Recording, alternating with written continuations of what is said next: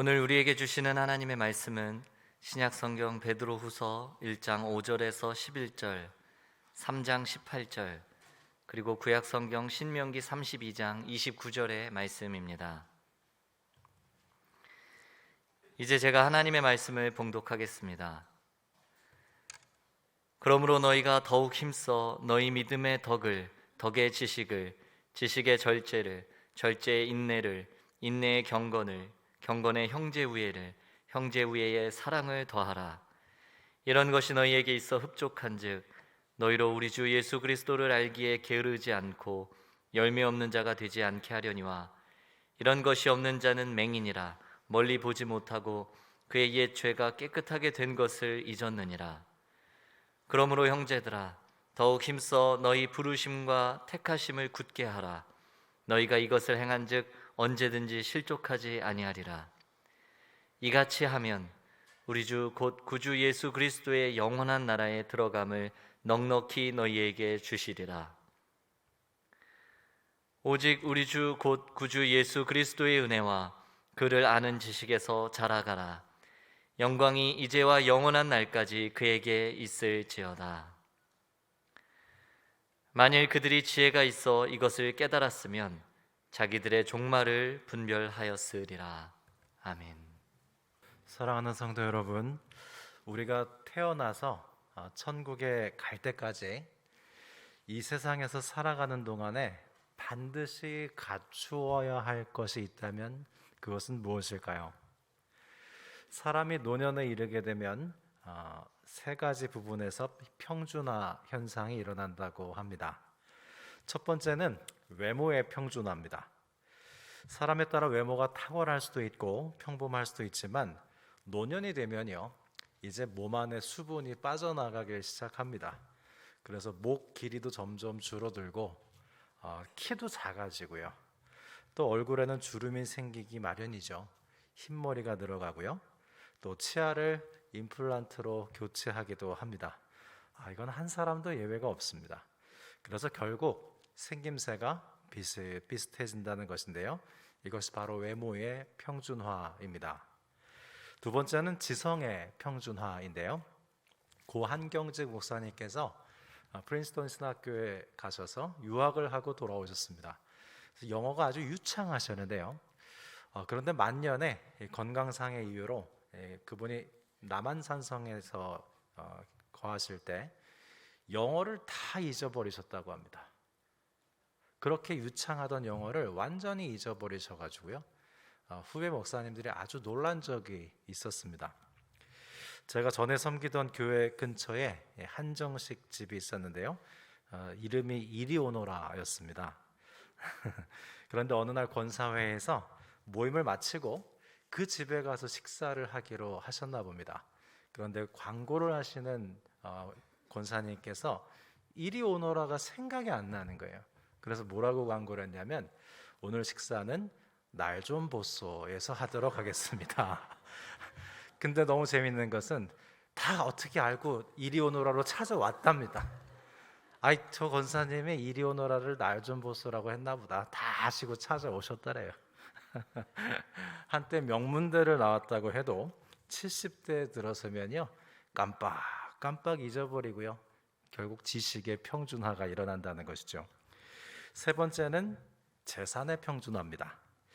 일평생 돈이 많았던 사람이나 적었던 사람이나 은퇴 이후에 수입은 늘어나지 않죠.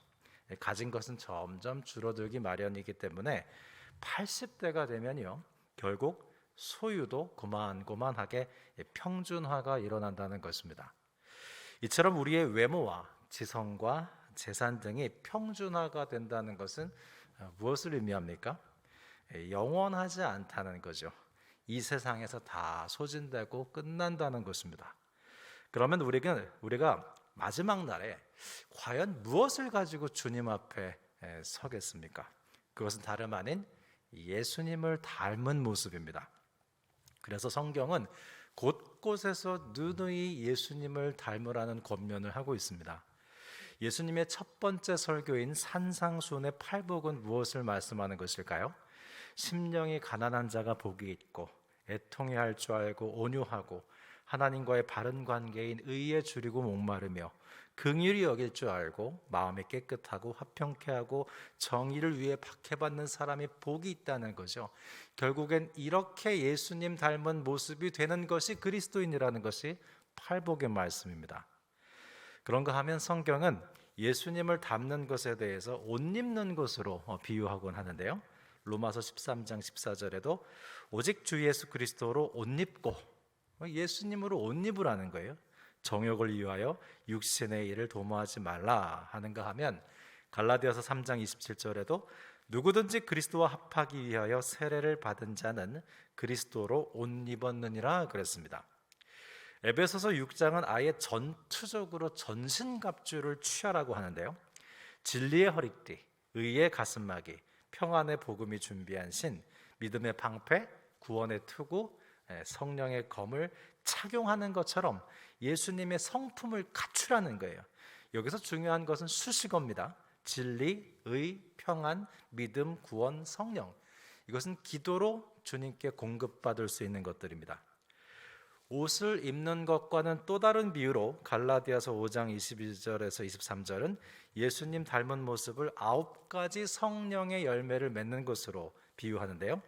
오직 성령의 열매는 사랑과 희락과 화평과 오래 참음과 자비와 양선과 충성과 온유와 절제니 이 같은 것을 금지할 법이 없느니라 그랬죠. C.S. 루이스는요, 우리가 천국에 들어가면 천국의 문턱에서부터 천국이 시작되는 것이 아니라 우리가 살아온 평생이 소급돼서 전체가 천국이 된다고 그랬습니다. 지옥에 가게 된다면 지옥의 문턱에서부터 지옥이 시작되는 것이 아니라 우리가 살아온 일평생도 다 소급돼서 통째로 지옥이 된다는 것이죠. 오늘은 천국만 생각해 봅시다. 이 말을 각색해서 다시 표현하자면 이렇습니다. 우리는 천국에 갈 때 우리의 외모와 지식과 재산을 가지고 들어가지 못하지만 이 세상에서 예수님의 성품을 가지고 살았던 모든 순간들만큼은 소급돼서 천국에 포함된다는 것입니다. 성도 여러분, 우리가 살아생전 예수님을 닮게 된 모습은요, 천국까지 가져가게 될 거예요. 하나님께서 우리에게 인생을 선물해 주시고 마지막 날 우리를 맞이하실 때 어떤 모습을 기대하시겠습니까? 우리가 갓난아이로 이 땅에 태어났다고 해서 갓난아이로 오기를 바라시진 않겠죠. 그저 나이만 먹고 오기를 바라시지는 않을 겁니다. 이 세상 사는 동안에 주 예수님과 동행하면서 예수님을 닮은 모습으로 올 것을 기대하고 바라시지 않겠습니까? 우리가 매주 보고 있는 베드로후서 역시 같은 맥락에서 신성한 성품에 대해 말씀하고 있습니다. 우리가 올해 들어 가장 반복해서 들은 신학은 기독론은 제자도를 결정한다, 이것이죠. 베드로전서의 기독론은요, 우리를 위해 고난당하신 예수님 기독론입니다. 그래서 우리 역시 예수님처럼 고난의 때를 잘 보내야 한다는 제자도를 말씀하고 있고요. 지금 우리가 보고 있는 베드로 후서의 기독론은 변화산에서 거룩하게 변화되신 예수님 기독론이에요.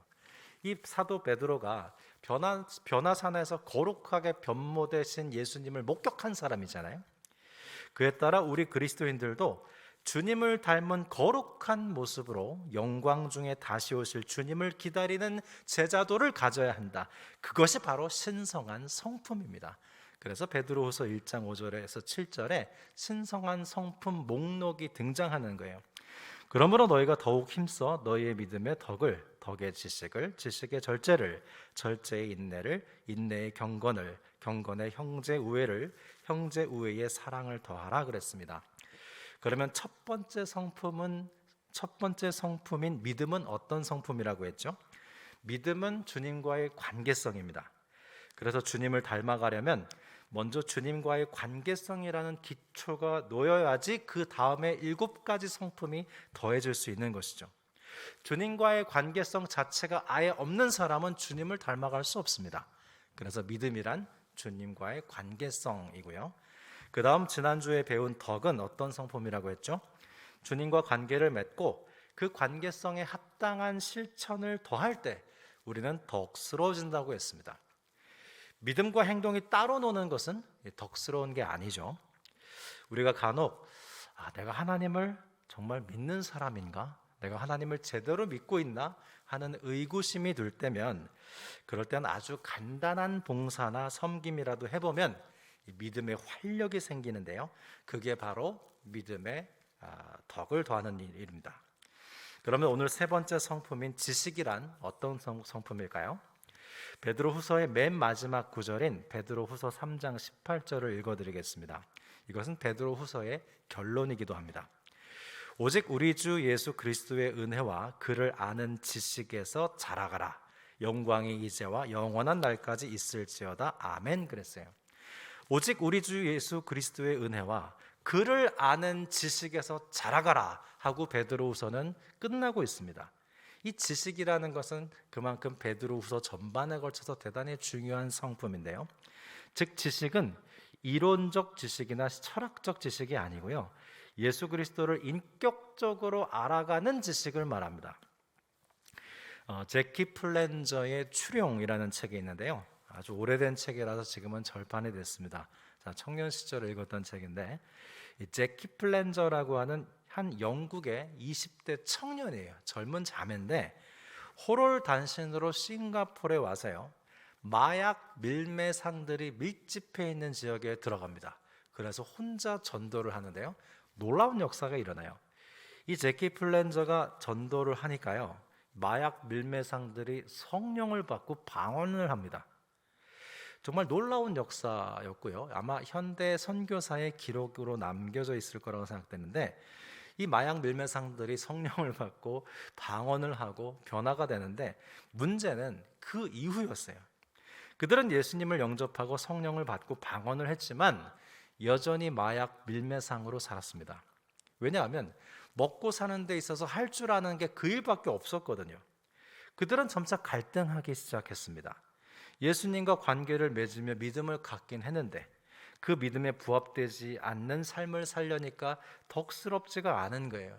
그래서 이 제키 플랜저가 어떻게 하기 시작했냐면 이 마약 밀매상들과 함께 성경 공부를 시작했습니다.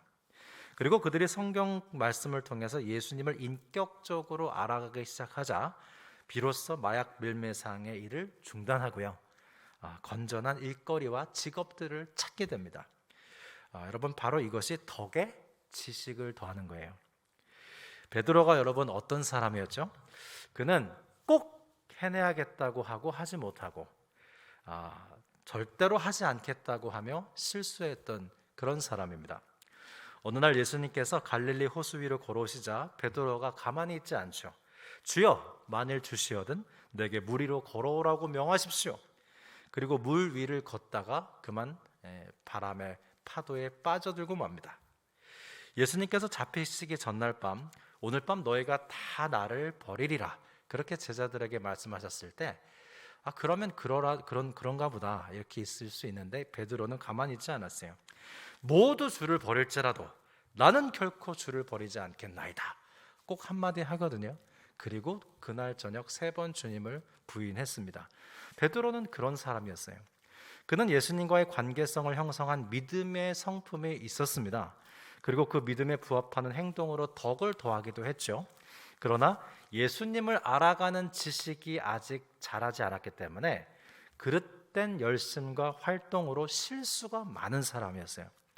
그래서 오늘 본문에서 베드로는 그 자신의 과거의 모습을 회상하면서 믿음의 덕을 더하는 것에 그치지 말고 덕에 지식을 더하라고 당부하고 있는 겁니다.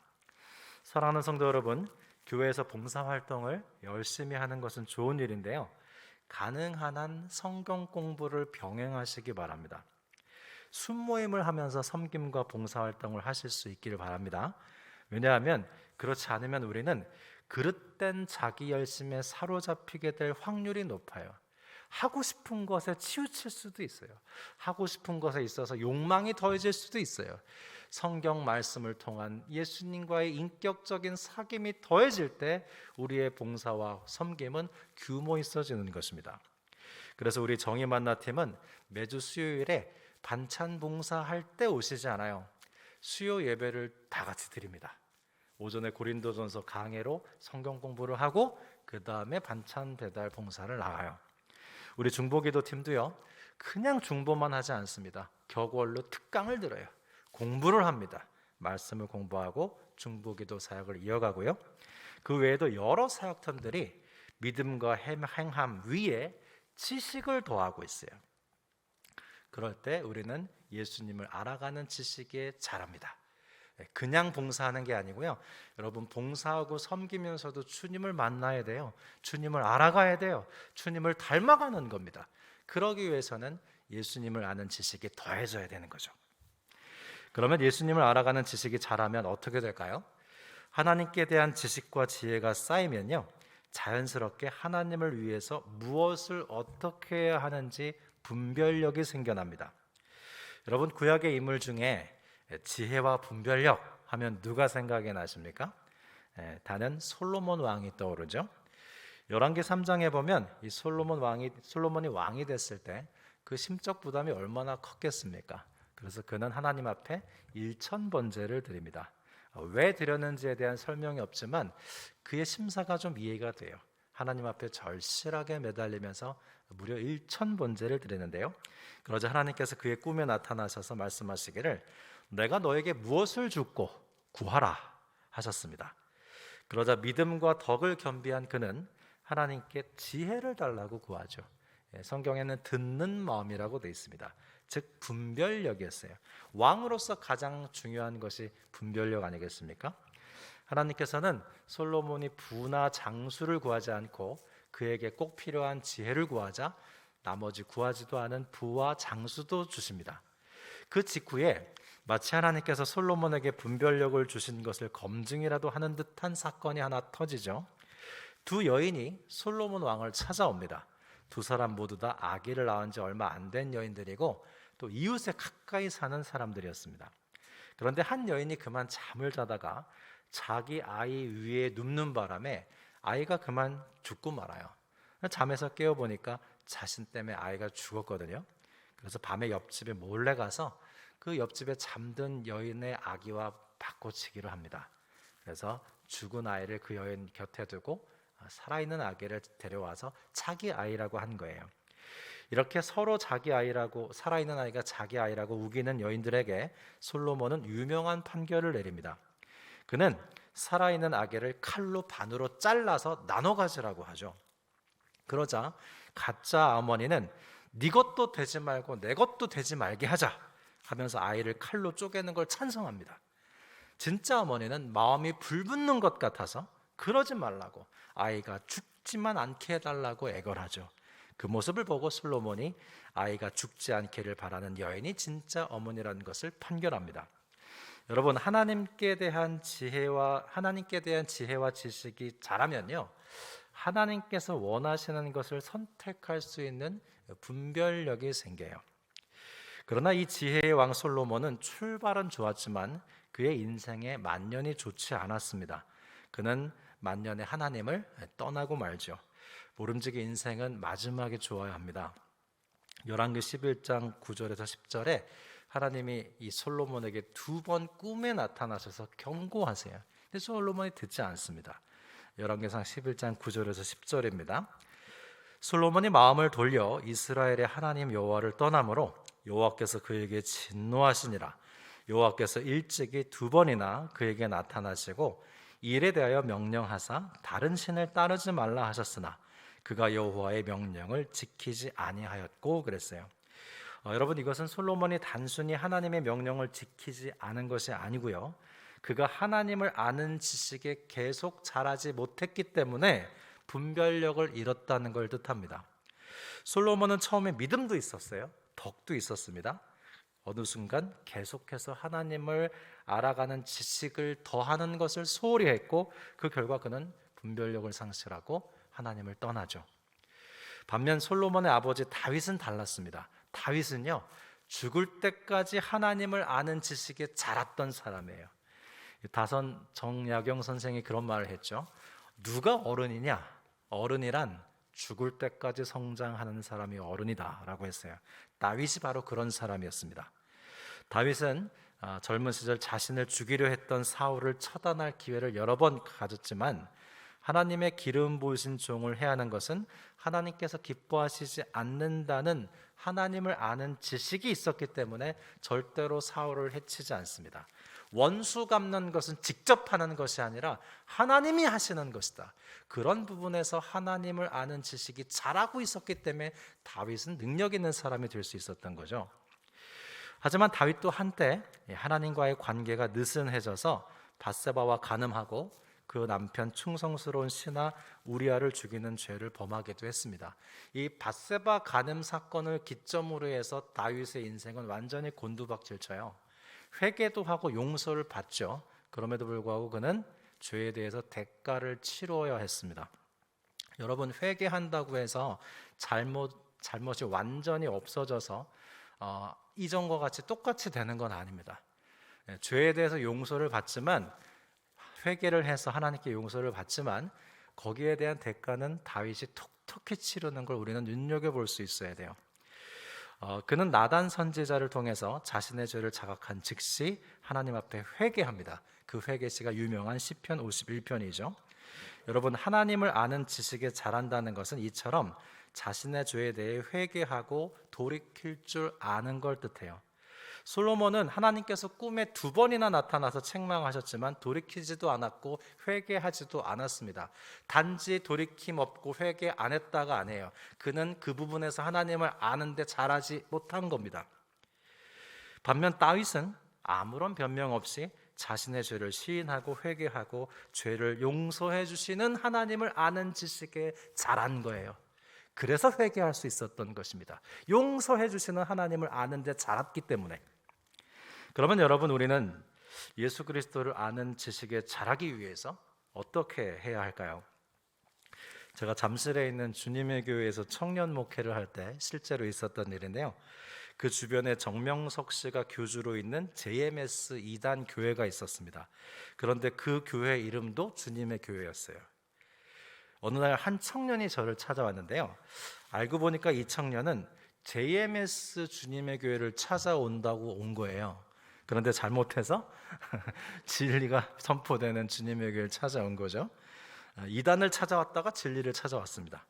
저는 친절하게 정통교회와 이단의 차이점을 알려주고, 그리고 이단이 아닌 진리가 바르게 선포되는 교회에 다닐 것을 권면을 해줬어요. 그런데 이 청년이요, 그걸 인정해요. 자신이 진리가 올바르게 선포되는 정통교회에 와 있다는 걸 인정을 했어요. 그럼에도 불구하고 JMS로 가보고 싶다는 거예요. 왜 그러냐라고 했더니 이상하게도 마음이 끌린대요. 그리고 그곳이 어떤 곳인지 궁금하다는 거죠.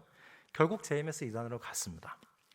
성도 여러분, 우리가 예수 그리스도를 아는 지식에 자라기 위해서는 자신이 기준이 돼서 마음이 끌리는 대로 선택할 것이 아니고요, 말씀이 기준이 되어서 우리 자신을 진리의 말씀에 비추어 분별해 볼 수 있어야 돼요. 솔로몬은요, 자신이 기준이 되어 있었고요, 스스로를 분별해서 제외시켰습니다. 그는 아마 다른 것들은 분별을 잘했을 거예요. 그러나 본인은 분별에 포함시키지 못했습니다. 그래서 2번이나 반복됐던 하나님의 책망을 거부해버렸던 것이죠. JMS로 간 청년 역시 내가 왜 이단인 줄 알고 그곳에 마음이 끌려가고 싶을까 하는 자기 자신을 분별에 포함시키지 못했습니다. 반면 다윗은요, 스스로를 분별에 포함시켰어요. 내가 죄를 지었나이다, 인정했습니다. 그리고 나단의 책망을 받고 하나님의 책망을 받아들이고 다시금 하나님을 아는 지식에서 자랄 수 있었어요. 지금 베드로후서 서신을 받고 있는 교회는 어떤 상황에 처해 있었냐면, 거짓 선생들에게 예수님의 재림이 없다는 거짓 가르침을 받고 있었습니다. 그래서 사도 베드로가 거짓 선생을 분별하라라고 할 뿐만 아니라 수신자 자신도 분별에 포함시킬 것을 권면하고 있어요. 예수님의 재림이 반드시 있을 테니까 예수님 닮은 성품으로 재림을 준비하라. 이것이 베드로후서의 메시지입니다. 사랑하는 성도 여러분, 우리는 하나님의 뜻을 언제나 전적으로 환영합니까? 솔직히 말해서 우리는 그렇지 않습니다. 우리는 때때로 하나님께 반항하고 싶은 마음이 있고요, 왜 내 기도에 응답을 하시지 않는지 불만하기도 합니다. 오늘같이 날씨가 좋은 날은 예배 안 드리고 놀러 가고 싶은 마음도 있어요. 그게 우리예요. 그러나 그럴 때에도 하나님 앞에 나와서 우리 자신을 진리의 말씀 앞에 끊임없이 노출시켜 놓고 이 진리에 의해서 우리가 설득당할 수 있어야 됩니다. 여러분, 우리가 진리를 참으로 즐거워하고 귀담아 듣기 원하고 말씀으로 인해서 내 삶이 수정되기를 바랍니까? 우린 그걸 힘들어합니다.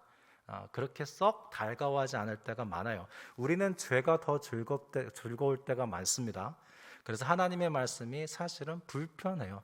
당연합니다. 그래서 여러분, 우리는 진리에 의해 설득당해야 돼요. 기도할 때요, 내가 하나님께 할 말만 하고 벌떡 일어나지 마시고요. 하나님께 여러분 불만을 토로할 수도 있어야 돼요. 하나님께 불만을 토로하고 또 벌떡 일어나시면 안 되고요. 그것에 대해서 하나님께서 나를 어떻게 이해시키시는지 기다려 보세요. 귀를 기울여 보세요. 하나님께서 나를 설득하실 시간을 드리세요. 그게 기도 시간을 확보하는 거예요. 우리는 너무 그 시간을 하나님께 드리지 않아요. 기도 시간은 여러분 나 혼자만의 시간이 아니에요. 하나님과 쌍방의 시간입니다. 그렇다면 내 말만 해서는 안 돼요. 주님이 나를 설득할 시간을 드려야 돼요. 야곱이 하나님과 씨름하다가 환도뼈가 나가죠. 하나님이 내 환도뼈를 칠 시간을 드려야 될 거 아닙니까? 그래야 그 다음 내 삶이 달라질 거 아니에요. 바로 그때 우리가 하나님을 아는 지식에서 자라기 시작하는 겁니다. 저는 하나님께 설득당한 대표적인 인물이 요나라고 생각하는데요. 여기에는 저의 신학적 상상력이 있습니다. 요나는 원수의 나라 니느웨가 멸망하기를 바랬죠. 그러나 결국 하나님께서는 니느웨의 회개를 받아들이고 멸망시키지 않았습니다. 그러자 요나가 길길이 날뛰면서 하나님께 화를 내요. 여러분, 요나처럼 하나님께 화를 내도 괜찮습니다. 하나님께서 분노한 요나를 어떻게 다루시는지 잘 보세요. 무슨 기독교 교육을 전공한 교육 전도사님처럼 이 요나를 다루시는데요. 박넝쿨을 준비하십니다. 하나님이 준비를 많이 하세요. 박넝쿨을 준비해서 요나의 머리를 가려워 주시고 햇빛을 피하게 해주시죠. 요나가 얼마나 좋아하는지 모릅니다. 그러자 하나님이 또 벌레를 준비하세요. 그리고 이튿날 박넝쿨을 갉아먹게 하세요. 그리고 뜨거운 동풍을 보내십니다. 그러니까 요나가 또 죽겠다고 난리를 치죠. 그때 이 하나님께서 설교를 해주세요. 네가 이 뜨거운 여름에 박넝쿨 아꼈지 않냐? 내가 니느웨 아끼는 것이 합당치 아니하냐? 하고 요나서가 끝나죠. 여기서 저는 신학적 상상력을 펼쳐봤습니다. 요나가 나중에 회심했을 거라고 저는 생각해요. 요나가 이렇게 말했을 것 같습니다. 하나님, 당신은 누구십니까? 당신은 누구시길래 이렇게 보잘것없고 교만하고 어리석고 고집센 인간을 이해시키고 설득시키시려고 요나서 1장에서 큰 바람 보내시고 요나서 2장에서 큰 물고기 보내시고 요나서 4장에서 박넝쿨 벌레 뜨거운 바람을 보내셨습니다.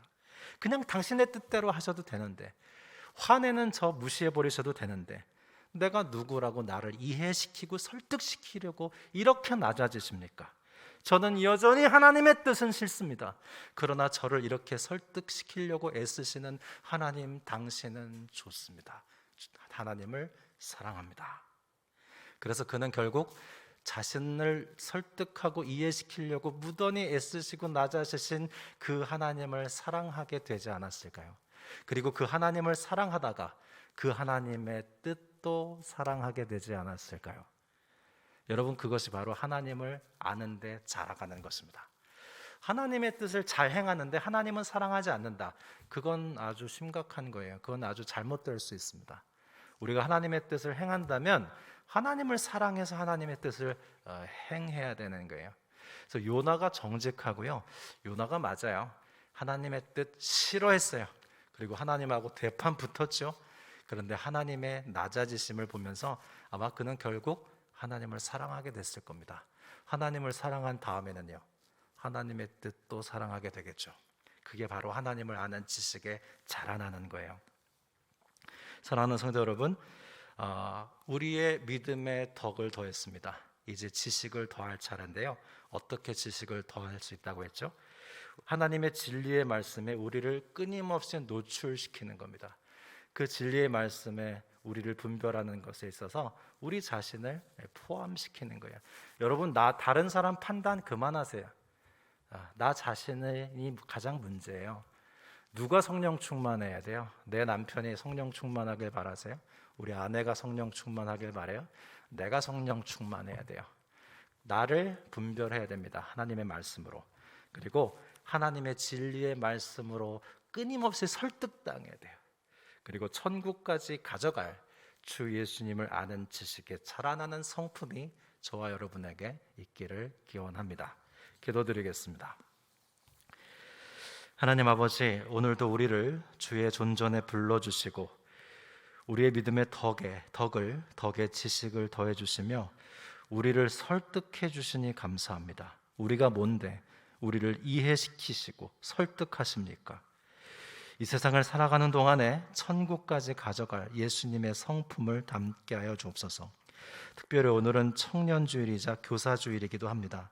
살아온 날들보다 앞으로 살아갈 날들이 더 많은 우리 청년들이 예수님을 더욱 닮게 하여 주옵소서. 귀한 교사들을 세워주시니 감사합니다. 우리의 귀한 자녀들에게 하나님의 말씀을 가르치는 교사들에게 복 내려주시고 하나님의 말씀을 가르치는 교사들이 먼저 예수님을 알아가는 일에 자라나게 하여 주옵소서. 오늘도 우리를 주님의 사랑으로 이해시키시고 설득하시며 더더욱 주님의 것 되게 하여 주시기 원하며 우리의 믿음의 덕의 지식을 더해 주시는 예수 그리스도 이름으로 감사하며 기도드립니다. 아멘.